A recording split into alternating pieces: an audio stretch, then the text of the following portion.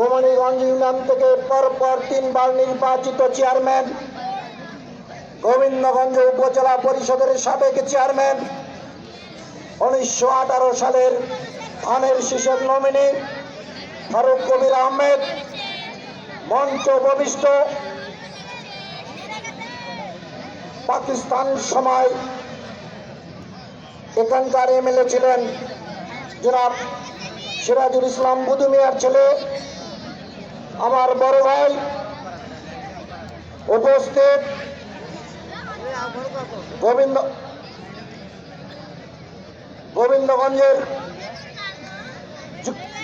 গোবিন্দগঞ্জ থানা বিএনপির সিনিয়র যুগ্ম আহ্বায়ক আলতাফ হোসেন পাতাভাই, উপস্থিত গোবিন্দগঞ্জ থানা যুবদলের সংগ্রামী আহ্বায়ক তহিদুল ইসলাম জুয়েল, উপস্থিত গাইবান্ধা জেলা ওলামা দলের সম্মানিত আহ্বায়ক সিরাজি ভাই,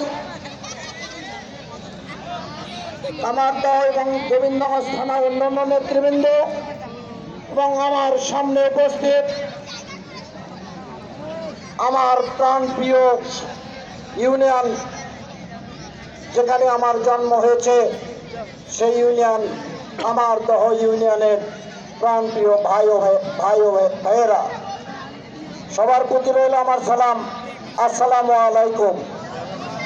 শুরুতে একটি কথা আপনাদেরকে জিজ্ঞাসা করতে চাই, সেটি হচ্ছে আপনারা ভালো আছেন তো? আলহামদুলিল্লাহ।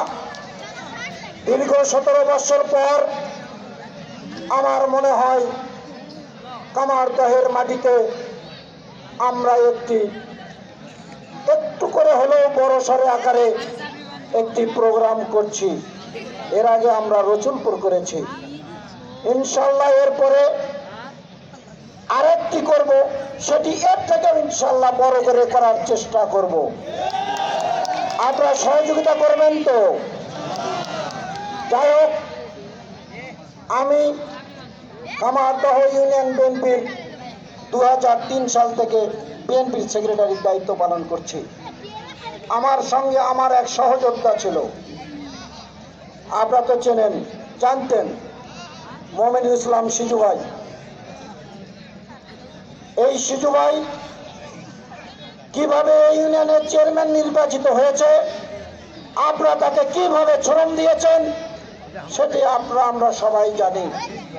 বিএনপির লোক এক বাক্যে মাঠে নেমেছিল, তাই বিএনপির প্রার্থীকে চেয়ারম্যান নির্বাচিত করা সম্ভব হয়েছিল।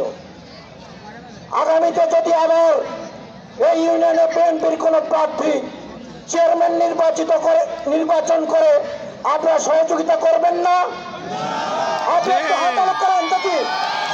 আলহামদুলিল্লাহ। আপনাদেরকে বলতে চাই, কামারদহ ইউনিয়ন বিএনপির ঘাঁটি, বিএনপির দুর্গ, সেটি আমরা কয়েকটি নির্বাচনে প্রমাণ করেছি। 2001 সালের নির্বাচনে গোবিন্দগঞ্জ থানার মধ্যে সর্বোচ্চ ভোট দিয়ে আব্দুল মোত্তালিব আকন্দকে আমরা এমপি নির্বাচিত করেছিলাম। আপনারা জানেন, শুধু তাই নয়, 2014 সালে যখন আমরা উপজেলা নির্বাচন করলাম, সেই নির্বাচনে গোবিন্দগঞ্জ থানার মধ্যে